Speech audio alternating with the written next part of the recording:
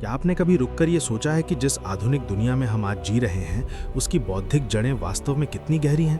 तर्क, नैतिकता, चेतना और अस्तित्व जैसे विचारों को जिन्हें हम आज स्वाभाविक मानते हैं, वे हाल की खोज नहीं है, बल्कि हजारों साल पहले जन्मे ऐसे विचार हैं जो समय की परतों में दब गए। मानव इतिहास की सबसे समृद्ध बौद्धिक परंपराओं में एक परंपरा भारतीय उपमहाद्वीप से उभरी, इतनी गहन और व्यापक कि उसने न केवल एशिया की सोच को आकार दिया, बल्कि पश्चिमी दर्शन की कई मान्यताओं से पहले ही उन सवालों पर विचार कर लिया जिन्हें आज आधुनिक समझा जाता है।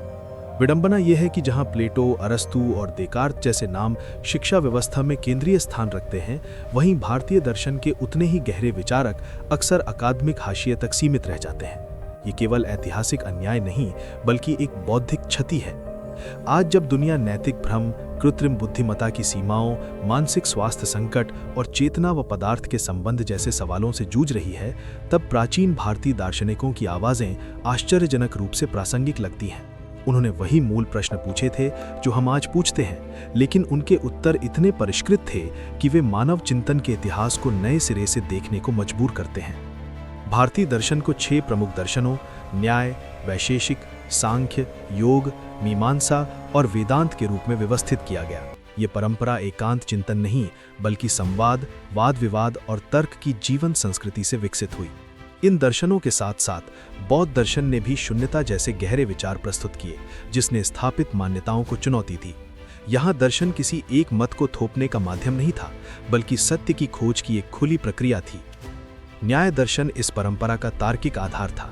आचार्य अक्षपाद गौतम द्वारा रचित न्याय सूत्र ने यह स्पष्ट किया कि हम किसी बात को सही कैसे मानते हैं। प्रत्यक्ष, अनुमान, उपमान और शब्द ज्ञान के इन 4 प्रमाणों ने एक ऐसा ढांचा दिया जो आधुनिक वैज्ञानिक पद्धति से सदियों पहले विकसित हो चुका था। न्याय दर्शन की सबसे क्रांतिकारी बात यह थी कि उसने तर्क को केवल औपचारिक खेल नहीं बनने दिया, बल्कि उसे वास्तविक सत्य से जोड़ा। यहाँ तर्क का हर चरण अनुभव और प्रमाण से जुड़ा होना आवश्यक था, जिससे अंधी आस्था को सीधी चुनौती मिली। जहाँ न्याय ने ज्ञान की पद्धति दी, वहीं सांख्य दर्शन ने चेतना की प्रकृति को समझाया। कपिल मुनि से जुड़ी ये परंपरा बताती है कि चेतना और पदार्थ 2 अलग-अलग लेकिन समान रूप से वास्तविक तत्व हैं। पुरुष शुद्ध चेतना है, निष्क्रिय, शाश्वत और साक्षी, जबकि प्रकृति गतिशील है, जो सृष्टि और परिवर्तन का कारण है। दुख का कारण तब बनता है जब चेतना स्वयं को शरीर और मन से जोड़ लेती है। मुक्ति तब मिलती है जब ये भेद स्पष्ट हो जाता है।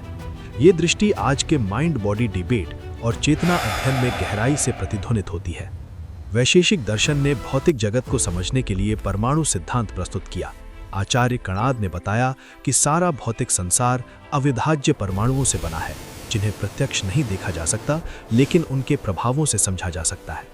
उन्होंने ये भी स्पष्ट किया कि गुण और रंग जैसे लक्षण वस्तुओं में अकेले नहीं, बल्कि उनके संयोजन से उभरते हैं। ये विचार आधुनिक विज्ञान में उद्भूत गुणों की अवधारणा से मेल खाता है। बाद में न्याय और वैशेषिक का एकीकरण हुआ, जिससे तर्क और पदार्थ दोनों को समझने की संयुक्त परंपरा बनी। हिंदू दर्शनों के समानांतर बौद्ध दर्शन ने एक और गहरी क्रांति की, शून्यता की अवधारणा। नागार्जुन ने यह स्पष्ट किया कि शून्यता का अर्थ कुछ भी नहीं है, बल्कि ये कि किसी भी वस्तु का स्वतंत्र और स्थायी अस्तित्व नहीं होता, सब कुछ परस्पर निर्भर है। उन्होंने तर्क के माध्यम से ये दिखाया कि स्थायी सार की धारणा परिवर्तन, संबंध और ज्ञान तीनों को असंभव बना देती है। इस दृष्टि ने न तो निरर्थकता को अपनाया, न ही स्थायी सत्य को, बल्कि एक मध्य मार्ग प्रस्तुत किया। इन सभी दर्शनों के नैतिक निहितार्थ भी गहरे थे। न्याय ने सही ज्ञान को सही कर्म से जोड़ा, सांख्य ने आत्मविवेक के जरिए मुक्ति का मार्ग दिखाया, वैशेषिक ने जगत को समझने योग्य बताया और शून्यता ने करुणा को स्वाभाविक बना दिया, क्योंकि जब सब कुछ जुड़ा है तो दूसरों का दुख अपना ही दुख बन जाता है। ये विचार भारत तक सीमित नहीं रहे। बौद्ध धर्म के माध्यम से ये एशिया में फैले। तर्क और ज्ञान की परंपराएं तिब्बत और मध्य एशिया तक पहुंचीं और व्यापार और संवाद के जरिए इस्लामी और यूरोपीय चिंतन को भी प्रभावित किया। आधुनिक काल में जब पश्चिमी विद्वानों ने इन ग्रंथों को फिर से पढ़ा, तब ये स्पष्ट हुआ कि भारत केवल आध्यात्मिक नहीं, बल्कि तार्किक और दार्शनिक रूप से भी अत्यंत उन्नत था। आज जब हम विज्ञान, एआई, चेतना और मानसिक स्वास्थ्य जैसे विषयों पर नए उत्तर खोज रहे हैं, तब न्याय हमें सही सोच सिखाता है, सांख्य चेतना को समझने की भाषा देता है, वैशेषिक जटिल प्रणालियों को देखने का नजरिया देता है, और नागार्जुन की शून्यता हमें परस्पर निर्भर दुनिया की याद दिलाती है। अपनी इस बौद्धिक विरासत को फिर से समझना केवल अतीत की ओर देखना नहीं, बल्कि भविष्य के लिए नए रास्ते खोलना है, क्योंकि सच्चा दर्शन किसी एक सभ्यता की संपत्ति नहीं होता, वो मानवता की साझा धरोहर होता है।